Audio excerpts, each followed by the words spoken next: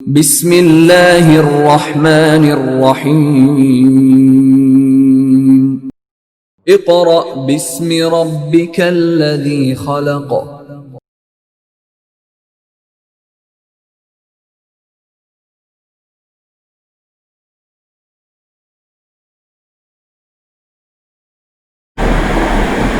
जी students, आज हम अपना डे 3 से नेक्स्ट लेक्चर स्टार्ट करने लगे हैं और जो आज हमारा टॉपिक है उसका नाम है होम्योस्टेसिस इन ह्यूमंस। स्टूडेंट्स, आपको याद होगा कि हमने अपने प्रीवियस लेक्चर में प्लांट से रेलेवेंट बातें की थी और आपको ये भी याद होगा कि हमने जब प्लांट्स का टॉपिक डिस्कस किया था तो हमने उसमें एक्सक्रीशन इन प्लांट्स का टॉपिक जो था वो बड़ी ही डिस्क्रिप्शन के साथ स्टार्ट किया था, जिसमें हमने देखा था कि कैसे प्लांट्स अपनी बॉडी से रिमूव करते हैं extra amount of gases, extra amount of water and solid waste. इसी तरह आज हम देखेंगे कि कैसे ह्यूमन बॉडी से जो वेस्ट हैं वो कैसे रिलीज़ होती हैं और कैसे ह्यूमन बॉडी जो है वो होम्योस्टेसिस का जो फंक्शन है वो परफॉर्म करते हैं। तो इसी हवाले से कुछ डिस्क्रिप्शन जो है वो वाइट बोर्ड पे मैंने मेंशन की हुई है होम्योस्टेसिस इन ह्यूमंस। सबसे पहली बात कि following are the main organs which work for homeostasis, यानी ह्यूमन बॉडी में कुछ मेन ऑर्गन्स हैं जो कि होम्योस्टेसिस के फंक्शन को परफॉर्म करते हैं। अब वो जो मेन ऑर्गन हैं उन्हीं के बारे में हमने यहाँ पर अपना जो स्टार्ट है वो लेना है और उसी से फर्दर स्टेप बाय स्टेप जो है वो हम आगे मूव करेंगे। तो आइए स्टार्ट करते हैं। जो हमारा फर्स्ट ऑर्गन है उसका नाम है लंग्स। आपको याद होगा कि हमने अपनी जो प्रीवियस चैप्टर था, ठीक है, प्रीवियस चैप्टर में हमने लंग्स के बारे में बड़ी ही डिस्क्रिप्शन के साथ स्टडी की थी कि लंग्स हमारी बॉडी में एक ऐसा ऑर्गन है जिसका काम होता है रेस्पिरेशन करवाना, ठीक है। और रेस्पिरेशन करवाने के लिए ह्यूमन बॉडी में ऑक्सीजन इनहेल की जाती है और कार्बन डाइऑक्साइड एक्सहेल की जाती है, जिसको हमने चैप्टर के नाम में पढ़ा था गैसेस एक्सचेंज इन एनिमल्स, ठीक है, कि एनिमल्स के अंदर जो गैसेस एक्सचेंज होती हैं वो। इसी हवाले से यहाँ पे देखा जाए तो ह्यूमन बॉडी में जो लंग्स हैं वो क्या करते हैं, taking in oxygen and removal of carbon dioxide, के ऑक्सीजन गैस को इन करना, इनहेल करना और कार्बन डाइऑक्साइड को एक्सहेल करना यानी रिमूव करना। तो इस प्रोसेस को आप कहेंगे कि गैसेस एक्सचेंज हो रही हैं ह्यूमन बॉडी में। जब गैसेस एक्सचेंज होंगी तो जाहिरी सी बात है ये गैसेस एक्सचेंज होने की जो बेसिक रीज़न है वो होम्योस्टेसिस है, क्योंकि एक स्पेसिफिक कंसंट्रेशन में ऑक्सीजन ज़रूरत है, हमारी बॉडी की रिक्वायरमेंट है, और उसी स्पेसिफिक कंसंट्रेशन में कार्बन डाइऑक्साइड को रिमूव करना भी हमारी बॉडी की रिक्वायरमेंट है। जब ये बॉडी की रिक्वायरमेंट पूरी होती है तब ही हमारी बॉडी बैलेंस फॉर्म में आती है, यानी इक्विलिब्रियम फॉर्म में आती है, जिसको हम क्या नाम देते हैं, होम्योस्टेसिस, ठीक है। अगर ऐसा ना हो, फॉर एग्जांपल आप कुछ देर के लिए अपना सांस रोक लें तो क्या होगा, कुछ देर के लिए तो वो बियरेबल है, लेकिन कुछ देर के बाद आपका सांस फूलना स्टार्ट हो जाएगा। इट मीन्स डैट कि आप ज़्यादा देर तक वो प्रोसेस नहीं कर सकते, क्योंकि ये नेचुरल फिनोमिना है कि कुदरती तौर पर आपकी बॉडी को इनहेल और एक्सहेल करना पड़ता है, गैस एक्सचेंज करनी पड़ती हैं, और इसमें जो की रोल है यानी सबसे ज़्यादा रोल है वो आपके लंग्स का है। तो आप एक हिसाब से ये बात कह सकते हैं कि लंग्स जो हैं वो आपके मेन ऑर्गन हैं गैस एक्सचेंज की होम्योस्टेसिस करवाने। इसी तरह जो सेकंड ऑर्गन है हमारी बॉडी का वो है स्किन। और वैसे भी अगर बात की जाए स्किन की तो ये एक इंफॉर्मेटिव बात है कि हमारी बॉडी का जो लार्जेस्ट ऑर्गन है वो स्किन है, ठीक है। बहरहाल अगर स्किन की बात की जाए तो स्टूडेंट्स, स्किन का एक फंक्शन तो ये है कि इसने आपके बॉडी के टेम्परेचर को मेंटेन करना होता है, और जब ये मेंटेनेंस हो रही होती है तो इसके अलावा आपकी स्किन क्या करती है, पर्सपायरेशन, पर्सपिरेशन या जिसको पर्सपिरेशन भी पढ़ा जाता है, ये क्या है? पसीना। कि आपकी बॉडी जो है वो पसीना यानी पर्सपिरेट करती है, पसीना क्रिएट करती है। अब उस पसीने में असल में जो कॉन्स्टिट्यूट्स होते हैं वो असल में सॉल्ट्स होते हैं, वाटर होता है और कुछ अदर मटेरियल्स होते हैं, लेकिन बेसिकली उसमें सॉल्ट्स और वाटर है। यानी एक हिसाब से हम ये कह सकते हैं कि जो ह्यूमन बॉडी की स्किन है वो एक्स्ट्रा अमाउंट ऑफ वाटर और सॉल्ट्स को रिमूव करवाती है। तो स्किन का एक फंक्शन तो ये हो गया कि इसने आपकी बॉडी के टेम्परेचर को मेंटेन करना है, यानी होम्योस्टेसिस के परफॉर्मेंस पर लाना है। दूसरी बात यह है कि ये आपकी बॉडी के अंदर जितना भी एक्स्ट्रा वाटर एंड सॉल्ट है उसको पर्सपायर करती है। तो आपकी स्किन पर्सपिरेशन के प्रोसेस के थ्रू होम्योस्टेसिस करने की कोशिश करती है। तो ये आपका दूसरा मेन ऑर्गन है जो कि आपकी बॉडी से एक्स्ट्रा अमाउंट ऑफ वाटर और सॉल्ट्स को क्या करती है? रिमूव करती है। अब हम मूव करते हैं अपने थर्ड ऑर्गन की तरफ जो कि मेन ऑर्गन है होम्योस्टेसिस के लिए, वो है किडनी। स्टूडेंट्स, अगर बात किडनी की जाए तो इसका जो बेसिक फंक्शन है किडनी का वो होता है यूरिन फॉर्मेशन। यूरिन क्या है? आप यूँ समझ लीजिए कि ये भी कुछ सॉल्ट्स, वाटर और अदर केमिकल्स होते हैं, लेकिन ये थोड़े से हार्मफुल केमिकल्स हैं, थोड़े से डेंजरस केमिकल्स हैं जो कि स्किन रिमूव नहीं करवा सकती। तो इसीलिए कुदरती तौर पर ये एक ऑर्गन हमारी बॉडी के अंदर एडजस्ट है विच इज़ कॉल्ड किडनी। ठीक है, तो ये किडनी क्या करती है कि आपके ब्लड में जितनी भी वेस्ट मटेरियल्स हैं जो कि थोड़े से हार्मफुल हैं, जिनको स्किन रिमूव नहीं करवा सकती, उन वेस्ट मटेरियल्स को वाटर के साथ मिक्स करके एब्जॉर्ब करती है किडनी। और एब्जॉर्प्शन के बाद क्या होता है कि जितनी भी वेस्ट बननी होती है फाइनल स्टेज में वो वेस्ट बना दी जाती है, और वो जो फाइनल स्टेज पे वेस्ट बनती है उसको हम क्या नाम देते हैं? यूरिन। और इस यूरिन को फिर हमारी बॉडी से एलिमिनेट करवा दिया जाता है। टेम्परेरी स्टेजेस पर ये हमारी बॉडी में स्टोर होती है, लेकिन जैसे ही इसकी कंसंट्रेशन बढ़ना स्टार्ट हो जाती है तो एक स्पेसिफिक लेवल के बाद इस यूरिन को हमारी बॉडी से एलिमिनेट करवा दिया जाता है। और इस तरह ये फिर एक होम्योस्टेसिस का फंक्शन परफॉर्म होता है कि इक्वलेंस यानी इक्विलिब्रियम लाने की कोशिश की जाती है। तो जैसा कि आपने देखा कि हमने यहाँ पे 3 मेजर ऑर्गन्स की डिस्कशन की है जो कि ह्यूमन बॉडी में होम्योस्टेसिस का फंक्शन परफॉर्म करते हैं। तो आइए इन्हें रीड कर लेते हैं। आपके पास स्टूडेंट्स पेज नंबर 21 है, homeostasis in humans. Like other complex animals, humans have highly developed system for homeostasis। यानी दूसरे ऑर्गेनिजम्स की तरह जो ह्यूमन बॉडी है जो कि इटसेल्फ अ कॉम्प्लेक्स बॉडी, ये डेवलप्ड करती है या इनके इस बॉडी के अंदर डेवलप्ड हुआ है एक स्पेसिफिक मैकेनिज्म जो कि होम्योस्टेसिस के फंक्शंस को देखे। The following are the main organs which work for homeostasis. तो आपके पास जो फर्स्ट ऑर्गन है वो है लंग्स। तो lungs remove excess carbon dioxide and keep it in balance. तो क्या होता है कि जो एक्सेस कार्बन डाइऑक्साइड है उसको रिमूव करवा दिया जाता है और बॉडी जो है वो बैलेंस स्टेज पर आ जाती है। इसी तरह skin performs role in the maintenance of body temperature, यानी स्किन जो है वो बॉडी टेम्परेचर को मेंटेन करती है and also removes excess water and salts. और जो एक्सेस वाटर एंड सॉल्ट्स हैं, जो कि एक्स्ट्रा वाटर एंड सॉल्ट्स हैं, उसको क्या करवा देती है? स्किन रिमूव करवा देती है। ठीक है जी, जिसको हम नाम पर्सपिरेशन का भी देते हैं। The third one is the kidney filters excess water, salts, urea, uric acid etcetera from the blood and form urine. यानी ये तमाम जो प्रोडक्ट के नाम लिए हैं किडनी उनको फिल्टर करती है, मतलब कि किडनी के पास ये आती हैं, किडनी इनको साफ़ करती है, जो यूज़फुल प्रोडक्ट हैं वो किडनी ब्लड में भेज देती है दोबारा, और जो वेस्ट बन जाती है इनमें से वो तमाम की तमाम जो हैं वो एक स्पेसिफिक नेम उन वेस्ट को दिया जाता है, जैसा कि मैंने आपको बताया। तो वो क्या है? यूरिन। तो इस तरह ये 3 ऑर्गन फिल वक्त जिनके बारे में लिखा गया है ये आपकी बॉडी में होम्योस्टेसिस का फंक्शन परफॉर्म करते हैं। अब हम इनको एक स्टेप बाय स्टेप जो है वो इनकी एक्सप्लेनेशन करेंगे।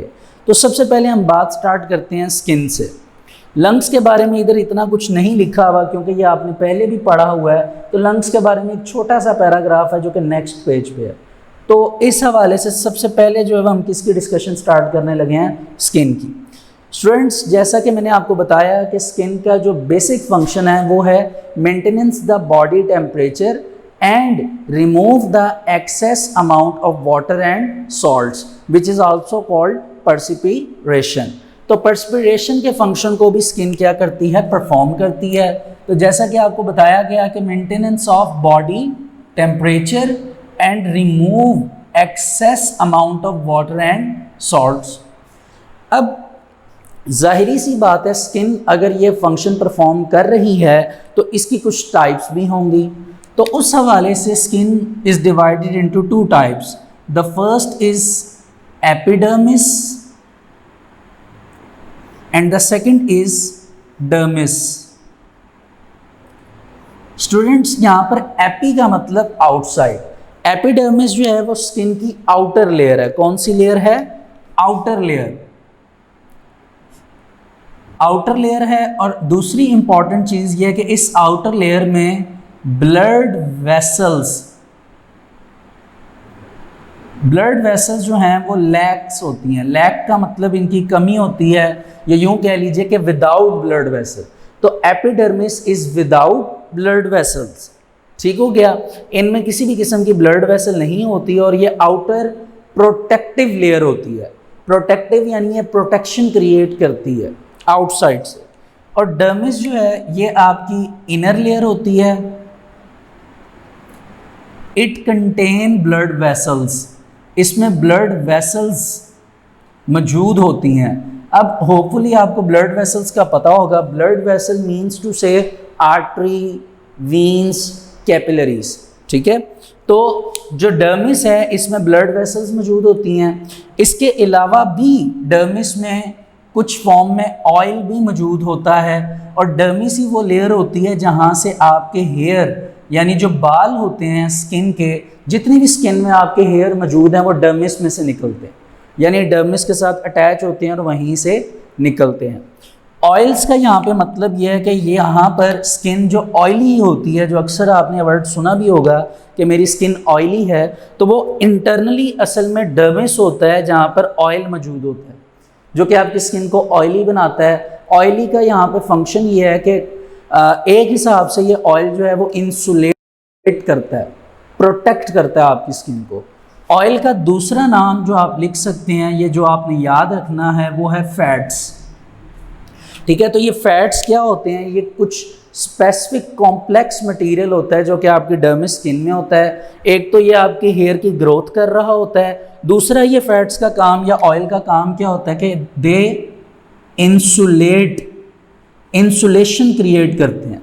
अब ये इंसुलेशन की बात की अगर एक्सप्लेनेशन की जाए तो डिफरेंट वे से इसको एक्सप्लेन किया जाता है, लेकिन आपके जो बुक का सिलेबस है उस हवाले से बात कुछ इस तरह की है कि अगर आपने कभी ये बात रियलाइज़ की हो या फील की हो कि जब हवा तेज़ चल रही होती है, कूल ब्रीज कह लीजिए आप, तो उस हवा में स्पेसिफिकली आपकी जो आर्म है, आपका जो हाथ होता है, इसके ऊपर जितने हेयर्स हैं वो तमाम के तमाम ऐसे स्टैंड कर जाते हैं, खड़े हो जाते हैं, ठीक है। होता ही है कि नीचे जो है ना वो फैट सेल्स हैं जहाँ से हेयर निकल रहे हैं, जैसा कि मैंने आपको बताया। तो ये फैट सेल्स की वजह से जब हेयर खड़े हो जाते हैं, स्टैंड हो जाते हैं, तो जब एयर आके इन हेयर्स के साथ स्ट्राइक करती है तो कोलेजन होती है। और ये बात आपको पता है कि जहाँ पर कोलेजन होती है, टकराव होता है, वहाँ पे हीट जनरेट होती है। तो इस तरह स्किन क्या करती है कि इन हेयर्स को, जो मसल्स होते हैं फैट्स के, वहाँ से डर्मिस के, वहाँ से हेयर जो हैं वो स्टैंड हो जाते हैं, एयर आके स्ट्राइक करती है और उस स्ट्राइक की वजह से कोलेजन क्रिएट होती है। कोलेजन की वजह से हीट जनरेट होती है और उस हीट की वजह से स्किन जो है वो बॉडी का जो टेम्परेचर है वो मेंटेन करने की कोशिश करती है। तो अक्सर जब आपको ठंड लग रही होती है, तेज़ हवा चल रही होती है, तो आपकी बॉडी में शिवरिंग भी स्टार्ट हो जाती है, आप कांपना शुरू कर देते हैं। तो ये असल में बॉडी जो है वो डिफरेंट वे से, स्किन ये डिफरेंट वे से क्या करती है कि आपकी बॉडी का टेम्परेचर नॉर्मलाइज करने की कोशिश करती है। और ये जो आपके जो सेल्स हैं जिनकी हम बात कर रहे थे, फैट सेल्स, जो कि असल में फैट सेल्स जो हैं जो इंसुलेशन क्रिएट कर रहे हैं कि एयर जब आके स्ट्राइक करे तो वो उस एयर को इंसुलेट करते हैं, रोकते हैं। तो असल में उस वक्त जो सेल्स हैं उनको हम नाम देते हैं गूस बम्प्स। अभी हम यहाँ पे पढ़ेंगे कि जो हेयर्स हैं जो कि सेल्स से रिलीज़ हो रही हैं, तो वो हेयर्स जब स्ट्रैंड कर जाते हैं तो उनकी इस पोजीशन को हम क्या नाम देते हैं, गूस बम्प्स। और ये क्या करते हैं, ये एक किस्म से इंसुलेशन क्रिएट करते हैं ताकि आपकी स्किन जो है वो ईजी रहे और स्किन जो है वो ईजीली आपका जो बॉडी का टेम्परेचर है वो मेंटेन कर सके।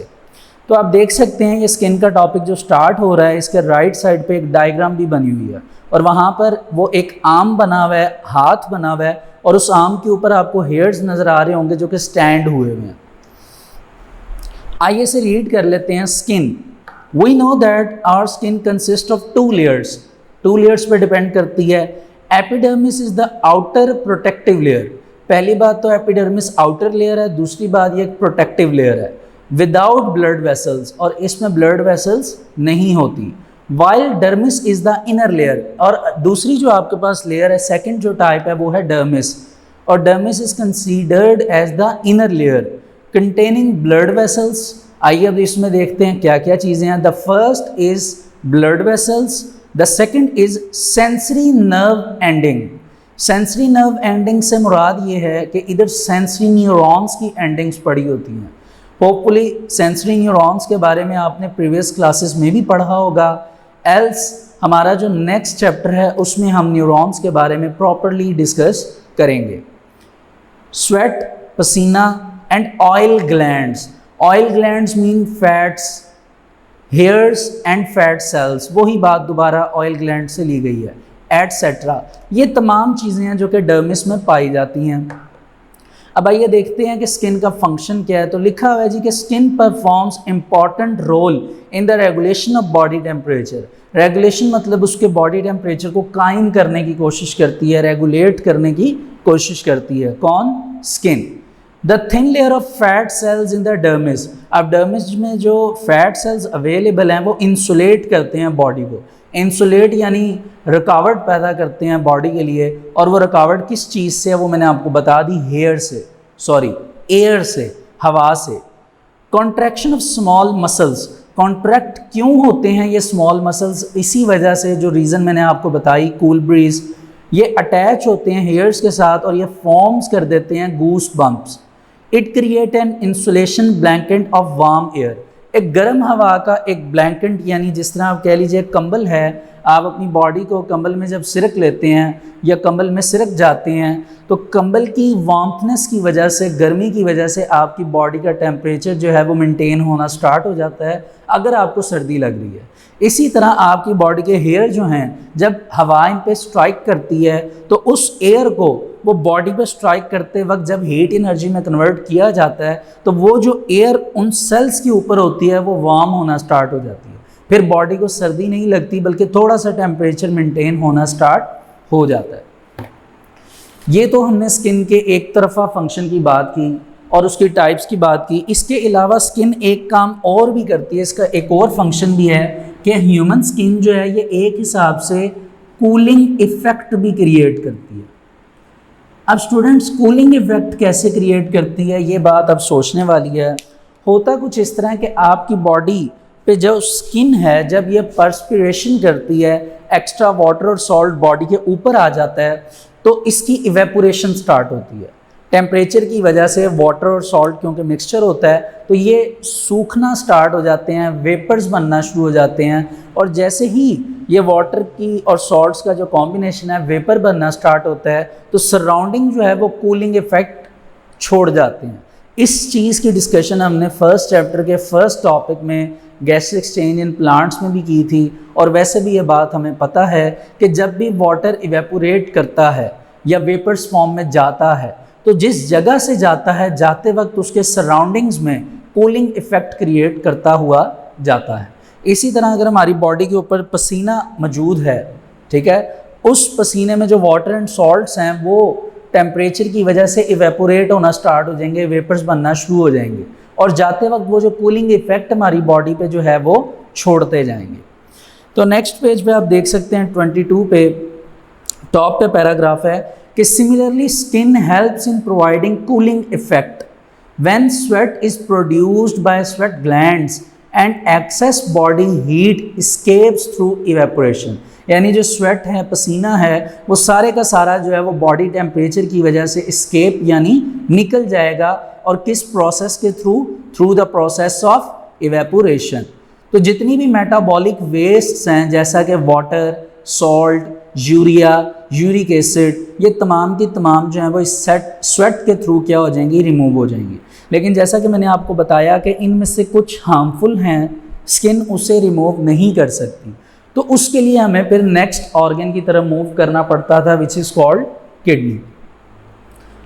बहरहाल आगे 22 पेज पे आपका लंग्स का एक छोटा सा पैराग्राफ लिखा हुआ है। होपफुली क्योंकि आपने लंग्स पहले भी डिस्कस किए हुए हैं, आपने वो याद भी किए हुए हैं और आपको वो सारा कॉन्सेप्ट भी समझ आया हुआ है, तो ये लंग्स का जो छोटा सा पैराग्राफ है इसको आपने खुद रीड करना है। इसमें यही लिखा हुआ है कि ऑक्सीजन कैसे बॉडी में आती है और कार्बन डाइऑक्साइड रिमूव होती है और ह्यूमन बॉडी में होम्योस्टेसिस अकर होती है। तो अब हम मूव करते हैं अपने नेक्स्ट टॉपिक की तरफ विच is called urinary system of human.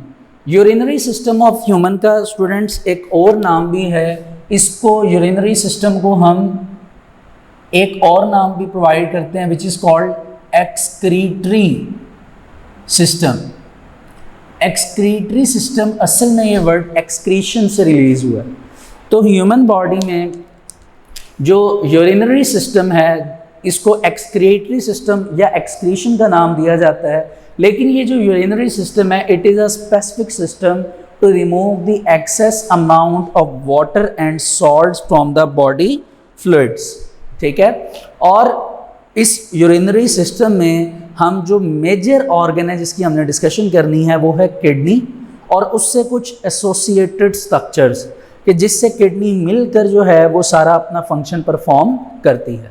तो उसके लिए मैंने यहाँ पे वो जो ऑर्गन्स हैं जो कि उसके साथ रिलेट कर रहे हैं उनके बारे में पहले ही लिखा हुआ है। The first of all is the a pair of kidney. Pair means के दो आपके पास किडनीज होंगी, एक right side of the body, एक left side of the body. दूसरी बात, आपके पास अ पेयर ऑफ यूरिटर होगा। यूरिटर क्या होता है? ये ट्यूब होती है जो कि किडनी से लीव करती है। अब क्योंकि दो किडनीज हैं तो दोनों में से एक एक ट्यूब लीव करेगी, तो इनको हम कहेंगे अ पेयर ऑफ यूरिटर्स, ठीक है। अब जो दोनों यूरिटर्स लीव करते हैं किडनी से, वो दोनों जाके एक स्पेसिफिक जगह पर, एक पॉइंट पर मिलते हैं। एक सैक होती है, एक थैली नुमा साख स्ट्रक्चर होता है। साख का मतलब स्ट्रक्चर होता है एक थैली नुमा, it is like a sac. वहाँ पर दोनों यूरिटर जाके कंबाइन होते हैं and that sac is called urinary bladder. Urinary bladder. और फिर ये यूरिनरी ब्लैडर वो स्पेस है, वो एरिया है जहाँ पे असल में वेस्ट जमा होती रहती हैं टेम्परेरी स्टेज पर। जब वो जमा होती रहती हैं, स्टोर होती रहती हैं, जैसे ही यूरिनरी ब्लैडर पूरी तरह फिल हो जाता है, मीन टू से कि प्रॉपरली वो भर जाता है, तो अब उस वेस्ट को रिमूव करना पड़ता है। तो रिमूव करने के लिए जो यहाँ पर इम्पॉर्टेंट आप कह लीजिए ऑर्गन है वो क्या है? यूरिथ्रा। ये एक ट्यूब होती है जो कि यूरिन को रिलीज़ कर देती है। तो असल में जब भी आप बात लिक्विड वेस्ट की करेंगे ह्यूमन बॉडी में, तो उसको ज़्यादातर हम जिस नाम से पुकारते हैं वो क्या है? यूरिन।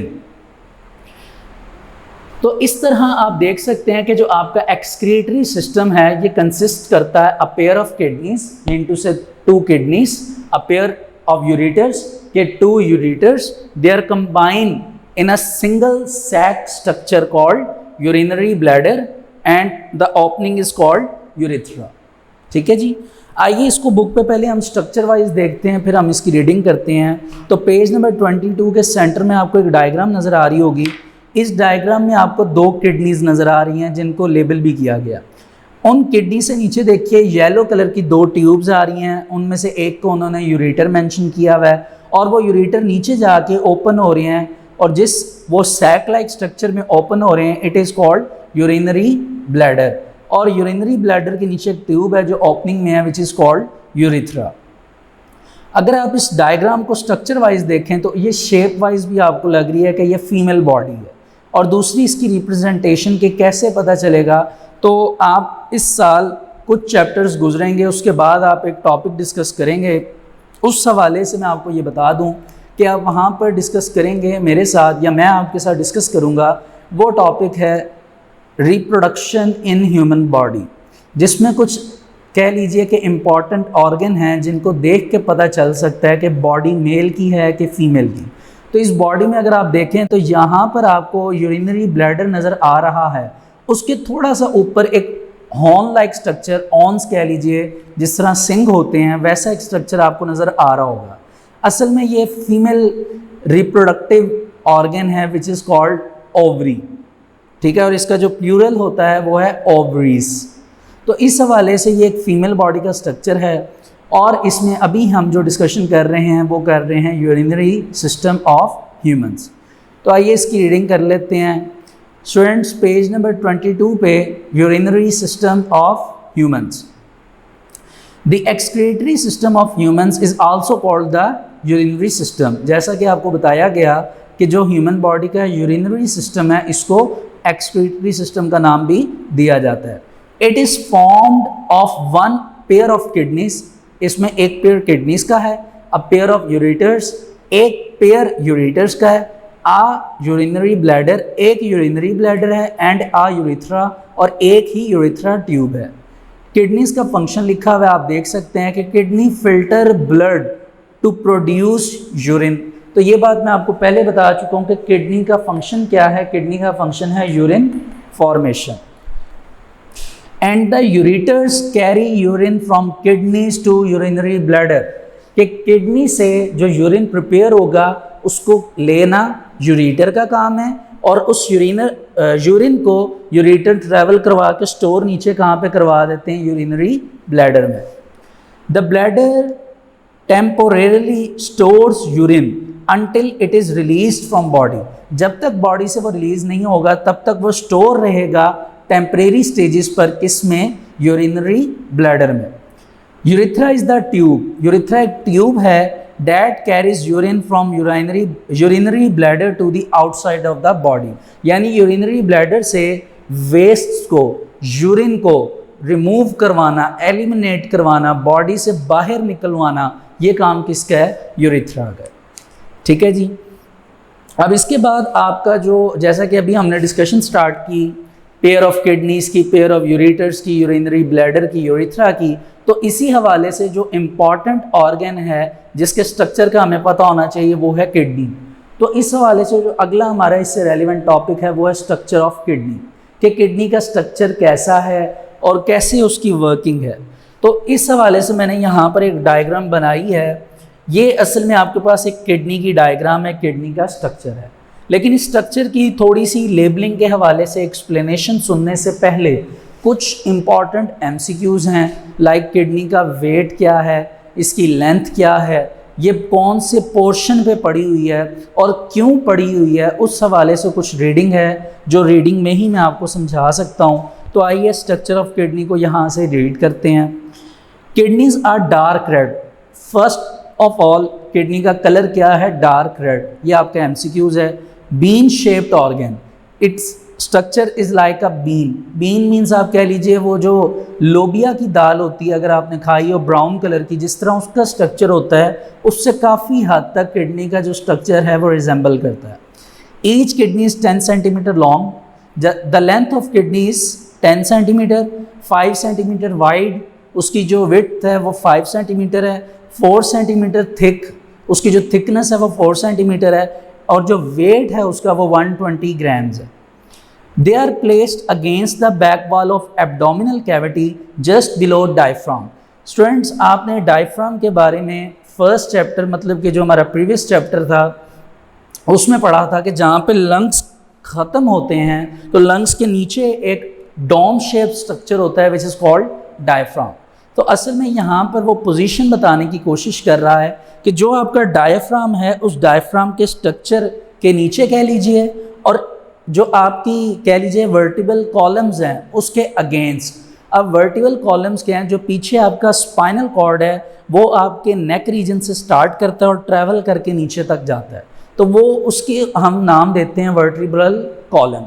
तो उस वर्टिब्रल कॉलम के अगेंस्ट का मतलब कि अगर वो बैक साइड पे है तो उसका जो अगेंस्ट है वो हमारा फ्रंट होगा, यानी ये इस साइड पे 2 किडनीज जो हैं वो पड़ी हुई हैं। और तकरीबन अगर हम इसको रिब के हवाले से देखें तो जो आपकी रिब्स के लास्ट 2 मसल्स हैं उन 2 मसल्स के अंदर कह लीजिए या 2 मसल्स के पीछे कह लीजिए आपकी किडनीज जो हैं वो स्टार्ट हो जाती हैं, या यूं कह लीजिए वहाँ पर किडनी पड़ी हुई हैं और वहाँ से नीचे उनका स्ट्रक्चर है।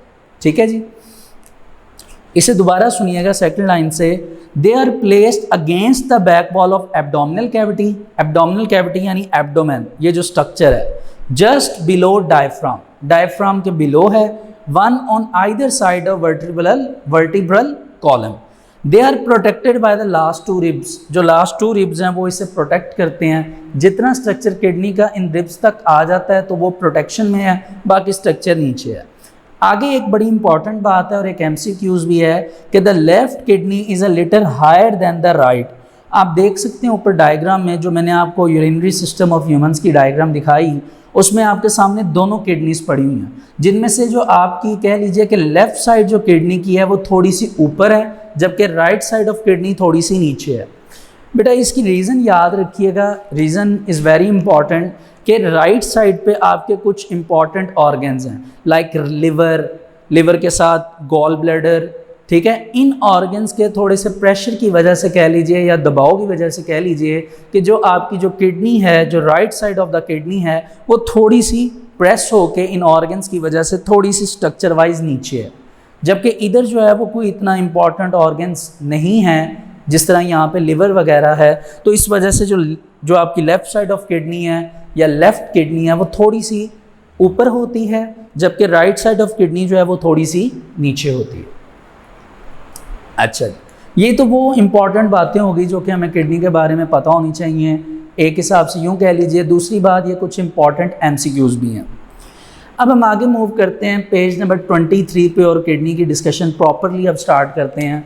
सबसे पहली बात तो आपको स्ट्रक्चर में किडनी जो नज़र आ रही है, आप देख सकते हैं कि ये किडनी का स्ट्रक्चर है ऐसे, और यहाँ पे इस पोर्शन पे किडनी थोड़ी सी प्रेस हुई है। एक हिसाब से कह लीजिए कि लग रहा है कि यहाँ पे एक डिप्रेशन है। तो इस डिप्रेशन को, जहाँ पे ये किडनी का ये एरिया, इसको हम नाम देते हैं हाइलस। तो हाइलस असल में वो डिप्रेशन है जो कि किडनी के इस पोर्शन पर पाया जाता है। ठीक है, और ये जो एरिया, इसको हम कनकेव साइड ऑफ एरिया भी कहते हैं। तो इन्होंने यही बात यहाँ पे लिखी है, ये कनकेव साइड, कन्वेक्स साइड, ये इंशाल्लाह फिज़िक्स में जब आप लेंसेज का टॉपिक पढ़ेंगे, लेंस, तो उसमें आप प्रॉपरली पढ़ेंगे कि कन्वेक्स जो साइड है लेंस की कैसे होती है, कनकेव साइड कैसे होती है। ठीक है, तो यहाँ पे सिर्फ वर्ड से रिजेंबल किया गया है स्ट्रक्चर को बताने के लिए। The concave side of kidney faces vertebral column. There is a depression called hilus near the center of the concave area of kidney. Center of concave area of kidney यानी ये अगर किडनी है आपकी proper, तो इसका centre ये है। तो इसी सेंटर की बात हो रही है जिसको हमने डिप्रेशन को क्या नाम दिया है, हाइलस। ठीक है जी, फिर आगे मूव करते हैं। लिखा हुआ है this is the area of kidney through which ureter leaves kidney, यानी यूरेटर जो है वो किडनी को छोड़ देगा। तो आपको नज़र आ रहा है इसी एरिया में, अगर आप गौर करें तो मैं मार्जिन से ज़रा इसको लाइट कर देता हूँ, हाईलाइट, ये आपके पास है यूरेटर। तो ये इसी एरिया में से यूरेटर किडनी को लीव कर रहा है। लीव मतलब यहाँ से यूरेटर स्टार्ट हो रहा है और ये नीचे की तरफ जा रहा है। ठीक है, यूरेटर यहाँ से लीव करता है, जबकि उसके साथ क्या लिखा हुआ है कि अदर स्ट्रक्चर्स, जिसमें आपकी ब्लड वेसल्स आ जाती हैं, द मोस्ट इम्पॉर्टेंट, फिर लिम्फेटिक वेसल्स आ जाती हैं। लिम्फेटिक वेसल्स क्या होती हैं, जो वेस्ट को एलिमिनेट करती हैं, और कुछ नर्व्स हैं, ये यहाँ पर आकर एंड हो जाती हैं इस पोर्शन पे और किडनी को लीव कर देती हैं। ठीक है, अब आप ये देखिए कि अगर किडनी के स्ट्रक्चर की बात की जाए अब स्टार्ट, तो इस स्ट्रक्चर में मैंने रेड कलर से एक ये ट्यूब बनाई हुई है और नीचे ब्लैक कलर से बनाई हुई है। अब ये रेड कलर की जो ट्यूब है, लिटरली अगर बात की जाए तो ये असल में आपके पास है आर्टरी। रेड कलर बनाने का मकसद ये था ताकि मैं आपको बता सकूं कि ये आर्टरी है और आर्टरी का कलर भी रेड होता है, ठीक है। और इसके नीचे वीन है। अब आप ये देख सकते हैं कि जो आर्टरी है इसका काम क्या होता है, ये हमने 9th क्लास में भी इसकी डिस्कशन की थी कि हार्ट से ब्लड को अवे करती है, ठीक है। अब बॉडी का जितना भी ब्लड है वो इस आर्टरी में आएगा, अगर उस ब्लड ने फिल्टर होने के लिए किडनी के पास जाना है। और ये भी आप एक बात याद रखिएगा कि जब इस आर्टरी को, क्योंकि ये आर्टरी किडनी के साथ अटैच है, तो इसको सिर्फ आप आर्टरी का नाम नहीं देते, इससे पहले एक वर्ड ऐड कर लिया जाता है which is called renal.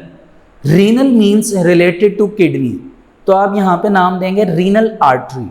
Renal artery means related to kidney. तो ये आर्टरी जो है ये आगे आपको नज़र आ रहा है, ये सब डिवाइड हो रही है प्रॉपरली और अंदर वाले स्ट्रक्चर में मूव कर रही है। इसी तरह वीन है, ये नीचे वीन जो है वो फर्दर आगे डिस्ट्रीब्यूट हो रही है, ठीक है। अब आप ये देखिए कि आर्टरी जो है वो ब्लड लेकर बॉडी का एंटर होगी किडनी में। किडनी के अंदर कुछ एसोसिएटेड स्ट्रक्चर्स हैं जिनमें से वो ब्लड ट्रैवल करेगा और वापस जो है वो बॉडी तक वेन के थ्रू चला जाएगा। अब आप ये देखिए कि जब ब्लड फिल्टर होने के लिए किडनी के पास आता है तो कुछ एसोसिएटेड स्ट्रक्चर हैं किडनी के जो कि उसको फिल्टर करते हैं। तो इस हवाले से अगर बात की जाए तो किडनी के 3 से 4 इंपॉर्टेंट लेबलिंग है जिन्हें आपको पता होना चाहिए कि किडनी का जो आउटर स्ट्रक्चर होता है उसको नाम दिया जाता है renal cortex. Renal means related to kidney. और जो इनर स्ट्रक्चर है उसको क्या नाम दिया जाता है, renal medulla. Renal medulla is the inner portion of the kidney. और आपको नजर आ रहा होगा कि किडनी के अंदर आपको ये कॉन शेप स्ट्रक्चर नजर आ रहे हैं जिनको मैंने यहाँ पे नाम मेंशन किया रीनल पिरामिड्स। तो आपको नजर आ रहा होगा ये रीनल पिरामिड्स जो हैं it is like the structure of funnel shape. जिस तरह आपने केमिस्ट्री लेबोरेटरी के अंदर फनल का स्ट्रक्चर देखा होगा स्कूल में होपफुली, तो जिस तरह फनल का स्ट्रक्चर होता है तकरीबन ये स्ट्रक्चर कुछ उसी तरह है। अब होता यह है कि ब्लड आता है आर्टरी के थ्रू, इन रीनल पिरामिड्स में से ट्रैवल करता है और ट्रैवल करके ब्लड फिल्टर हो चुका होता है वो वापस चला जाता है। और जितनी वेस्ट यहाँ पर बनती हैं जिनको हम नाम देंगे यूरिन, तो वो सारी वेस्ट जो है वो ट्रैवल करती है इधर आपके इस पोर्शन हाइलस के पास आ जाती है और इस हाइलस से यूरेटर में ट्रैवल करके नीचे चली जाती है। इस पूरी लेबलिंग में एक वर्ड मिसिंग है जो अभी आपको नहीं बताया गया, वो है रीनल पेल्विस। स्टूडेंट्स, पेल्विस क्या है? जिस जगह पे डिप्रेशन को नाम हाइलस दिया गया है उसी डिप्रेशन पे किडनी का स्ट्रक्चर ख़त्म होता है और यूरेटर का स्ट्रक्चर स्टार्ट होता है। तो जहाँ पे किडनी ख़त्म होती है और यूरेटर स्टार्ट होता है उस पोर्शन को, स्पेसिफिक पोर्शन को हम क्या नाम देते हैं? Renal pelvis. ठीक है, सॉरी, आइए इसे रीड कर लेते हैं।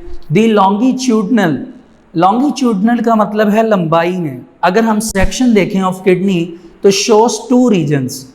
The first is renal cortex, the outer part of the kidney and the dark red in colour. आपको डायग्राम में बुक पे नजर भी आ रहा होगा। And the renal medulla is the inner part of the kidney and is pale red in colour. Pale का मतलब कि उससे थोड़ा सा हल्का होगा, थोड़ा सा फेंट होगा, मध्यम होगा। Renal medulla consists of several cone-shaped areas called renal pyramids। कि वो कॉन शेप स्ट्रक्चर होते हैं जिनको हम क्या नाम देते हैं? Renal pyramids. And the renal pyramids project into a funnel shape cavity, यानी उनका फनल शेप कैविटी होती है जो बनना स्टार्ट हो जाती है, जो आगे जाती है ट्रैवल करके, और क्या कहते हैं हम उसको? Called renal pelvis. यानी जहाँ पे वो फनल शेप स्ट्रक्चर्स जाते हैं उसका जो आखिरी पोर्शन है जो कि आपको रीनल आर्टरी के नीचे नज़र आ रहा होगा, उसने मेंशन भी किया है डायग्राम में, रीनल पेल्विस वो है which is the base of ureter. Base means कि किडनी यहाँ से ख़त्म हो रही है, कंप्लीट हो रहा है उसका स्ट्रक्चर, और यूरेटर यहाँ से स्टार्ट हो रहा है। तो यूरेटर की बेस वही होगी ना जहाँ से किडनी ख़त्म होने वाली है, यूरेटर स्टार्ट होने वाला है। तो उस पॉइंट को, उस पोर्शन को आप क्या नाम देते हैं? Renal pelvis. And it is the base of the ureter. तो आपको नीचे जो है ये एनाटॉमी ऑफ किडनी भी नज़र आ रही है। Anatomy means study of internal cells और टिश्यूज़। तो अब ये इंटरनल स्टडी जो हमने की है इसको हम एनाटॉमी का नाम देंगे। और स्टूडेंट्स आज का जो हमारा लेक्चर है जो कि वर्क फॉर डे 3 था वो आज यहाँ तक हम रखते हैं, जिसमें आपने देखा कि कैसे हमने होम्योस्टेसिस इन ह्यूमंस को स्टार्ट किया। उसमें डिफरेंट ऑर्गन्स की डिस्कशन की, जिसमें हमने स्किन की बात की, लंग्स की बात की, और फिर जब हम किडनीज़ की बात पर आने लगे तो उससे पहले हमने प्रॉपर एक सिस्टम की बात स्टार्ट की विच is called the excretory system. और जब हमने एक्सक्रीटरी सिस्टम को स्टार्ट किया तो उसमें अभी तक हमने जो इम्पॉर्टेंट ऑर्गन है किडनी उसकी प्रॉपर डिस्कशन की, उसकी लेंथ, उसकी विड्थ, उसकी थिकनेस, उसका वेट, उसकी मतलब हर एक चीज़ की हमने बात डिस्कस कर ली। इस हवाले से हमने ये भी देखा कि कैसे जो हमारी जो किडनी है उसका जो स्ट्रक्चर है वो पिरामिड्स की फॉर्म में है, और कैसे ब्लड इसमें आता है, पिरामिड्स में से ट्रैवल करता है और वापस चला जाता है। यहाँ तक तो अब हमने पढ़ लिया। अब फर्दर इसमें हम ये डिस्कशन करेंगे कि जब ब्लड रीनल पिरामिड्स में आता है तो रीनल पिरामिड्स में ऐसा कौन सा स्ट्रक्चर है जो अपना फंक्शन परफॉर्म करता है, जिस वजह से जो ब्लड है वो फिल्टर होना शुरू हो जाता है, और फिल्टर होकर ब्लड बैक टू बॉडी चला जाता है और यूरिन फॉर्मेशन स्टार्ट हो जाती है और यूरिन बन जाता है, और वो यूरिन एक स्पेसिफिक लेवल से रीनल पेल्विस से गुजर के यूरेटर में जाता है। तो होपफुली आज का लेक्चर हम यहाँ तक कंप्लीट करते हैं। ये आज आपका वर्क फॉर डे 3 है। Thank you so much. जी स्टूडेंट्स, अब हम डे 4 से अपना नेक्स्ट लेक्चर स्टार्ट करेंगे which is the structure of nephron. Students, जैसा कि आपको बताया गया और आपने जो प्रीवियस लेक्चर था जिसमें हमने डे 3 का अपना वर्क कंप्लीट किया था, आपको याद होगा कि उसमें हमने स्ट्रक्चर ऑफ किडनी की डिस्कशन की थी प्रॉपरली, जिसमें मैंने आपको किडनी से रेलिवेंट उसके एसोसिएटेड स्ट्रक्चर्स और उसका जितना भी इनर मटेरियल था उससे रेलिवेंट वो सारी डिस्क्रिप्शन मैंने आपको समझाई। अब हम बात करने लगे हैं किडनी के यूनिट की, और मैंने आपको शायद प्रीवियस लेक्चर में ये भी कहा था कि नेक्स्ट टाइम हम ऐसे स्ट्रक्चर की बात करेंगे जो कि किडनी से रिलेटेड है, जो कि किडनी में रहकर उसका फंक्शन परफॉर्म करवा रहा है। ठीक है, तो ये आपको बात पता होनी चाहिए कि हर एक ऑर्गन, कह लीजिए कि हर एक स्पेसिफिक जो ऑर्गन है उसका यूनिट होता है। जैसे आप बात कर लीजिए अगर केमिस्ट्री में, तो हम देखते हैं कि मॉलिक्यूल, कंपाउंड, इनका जो यूनिट है वो एटम है। ठीक है, इसी तरह बॉडी का यूनिट क्या है? सेल। इसी तरह जो हमारा ऑर्गन है किडनी, इस किडनी का जो यूनिट है इट इज़ कॉल्ड नेफ्रॉन। और स्टूडेंट्स, मैं आपको ये भी बता दूं कि क्योंकि अभी हम ये एक नया स्ट्रक्चर है नेफ्रॉन आपके लिए, इसकी डिस्कशन स्टार्ट करने लगे हैं, तो इसकी जो वर्डिंग है वो थोड़ी सी डिफ़िकल्ट है, क्योंकि ये वर्डिंग आपने पहले अपनी ज़िंदगी में ना तो रीड की है और ना ही होपफुली आपने पढ़ी होगी। अगर तो आपने पढ़ी है देन वेल एंड गुड, लेकिन अगर आपने नहीं पढ़ी हुई तो वर्ड्स आपने बड़े ही गौर से सुनने हैं ताकि आपकी प्रोनाउंसिएशन जो है वो बैलेंस हो सके। और वैसे भी हमारे चैप्टर का नाम बैलेंस यानी इक्विलिब्रियम है। तो आइए इसको स्टार्ट करते हैं टॉपिक को। तो जो फर्स्ट जो लाइन है जो कि मैंने इसमें डिस्क्रिप्शन में लिखी हुई है वो ही मैंने आपको अभी बताई कि it is the functional unit of kidney. Who is the functional unit of kidney? It is nephron. और एक बात ये भी आपने याद रखनी है कि in each kidney 1 million nephron, यानी each kidney से मुराद ये होगा कि एक किडनी में 1 मिलियन नेफ्रॉन है, दूसरी किडनी में भी 1 मिलियन नेफ्रॉन है। And you know about that 1 million is equal to 10 lakh. It means that एक किडनी में 10 लाख नेफ्रॉन है, दूसरी किडनी में भी 10 लाख नेफ्रॉन है। It means that अगर आप कंबाइन करें तो 10 lakh and 10 lakh it means that के 20 लैक्स। तो आपकी दोनों जो किडनीज़ हैं उनमें तकरीबन कमोबेश 20 लाख नेफ्रॉन जो हैं वो मौजूद हैं, जो कि अपना फंक्शन परफॉर्म कर रहे हैं। हमने उनमें से एक की डिस्कशन करनी है प्रॉपरली। अगर हमें उस एक का फंक्शन समझ आ जाता है, इट मीन्स डैट जो बाकी नेफ्रॉन मौजूद हैं किडनी में, उन तमाम का फंक्शन भी सेम ही होगा। तो आइए इसको स्टार्ट करते हैं नेफ्रॉन को। सबसे पहले तो मैंने यहाँ पे नेफ्रॉन का एक स्ट्रक्चर, एक डायग्राम बनाई है जो कि आपको नेक्स्ट पेज पे मिल जाएगी। इस डायग्राम में आप देख सकते हैं कि मैंने ये रेड मार्कर से ये स्पेसिफिक स्ट्रक्चर बनाया और उसकी रीज़न मैं आपको अभी बता देता हूँ। फर्स्ट ऑफ ऑल आपने याद रखना है कि ये जो स्ट्रक्चर है, ये जिसको मैंने अभी हाईलाइट किया है, ये जो स्ट्रक्चर है इट इज़ नॉट ट्यूबुलर, ये ट्यूबुलर नहीं है, ट्यूब्स पे मुश्तमिल नहीं है, ठीक है। इस स्ट्रक्चर को हम नाम देते हैं रीनल कॉर्पस्कल, रीनल कॉर्पस्कल। और ये रीनल कॉर्पस्कल जो है ये फर्दर डिवाइड होता है दो स्ट्रक्चर्स में। एक तो ये स्ट्रक्चर है, it is called Bowman's capsule, और इसके इनर साइड जो रेड कलर का जो स्ट्रक्चर आपको नजर आ रहा है रेड मार्कर से, ये it is called glomerulus. And glomerulus and Bowman's capsule combine to form a single structure which is called renal corpuscle, ठीक है। and it is not tubular, ये tubular structure नहीं है। सबसे पहले आप इधर आ जाइए, साथ साथ इसे देख लीजिए कि जो नेफ्रॉन है it is divided into two parts. The first is renal corpuscle, renal means related to kidney, corpuscle is divided into further two parts which is glomerulus, which is glomerulus and Bowman's capsule। अब ये जो inner red colour जो आपको नजर आ रहा है, ये जो सर्कुलर फॉर्म में, इट इज ग्लोमेरुलस, और बाहर से जो कप शेप स्ट्रक्चर है it is cup shape structure जो कि ग्लोमेरुलस को प्रोटेक्ट कर रहा है, it is called Bowman's capsule। अब इस स्ट्रक्चर के बाद आपको जितना भी स्ट्रक्चर नजर आ रहा है ये सारा ट्यूबुलर स्ट्रक्चर है। दैट्स वाई जो सेकंड पार्ट है नेफ्रॉन का it is called renal tubule. Tubule means it depend upon tubes.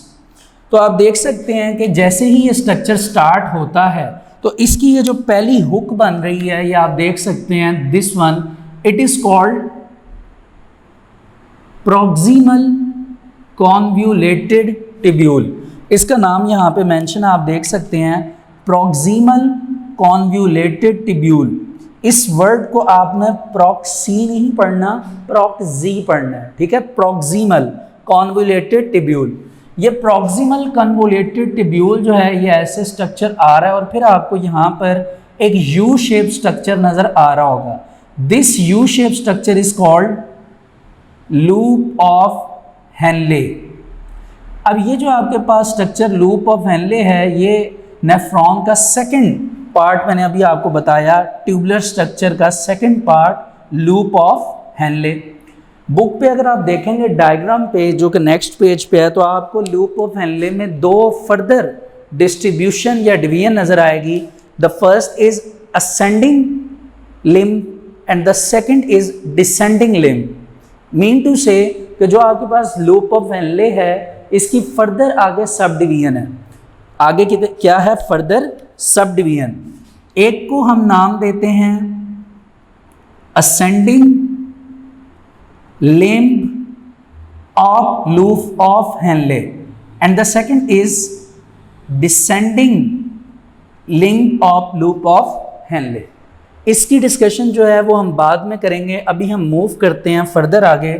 तो आप देख सकते हैं जैसे ये यू शेप स्ट्रक्चर कंप्लीट होता है आगे से फिर एक आपको हुक लाइक स्ट्रक्चर नजर आ रहा है।